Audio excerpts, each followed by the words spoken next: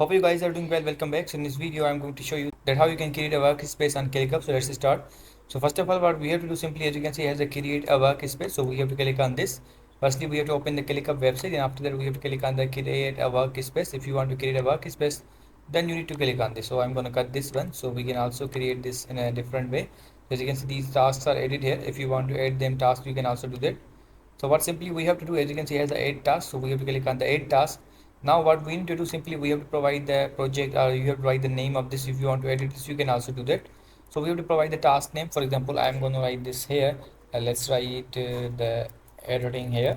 And after writing the editing, as you can see, we have to provide the description here.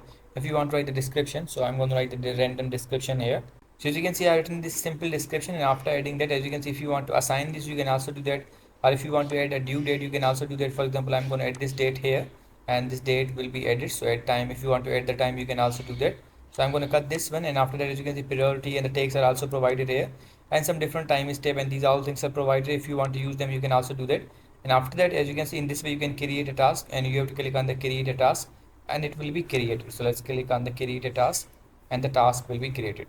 So as you can see, now it's done. So I hope you guys understand this video, that how you can create a task on ClickUp. So see you guys in the next video.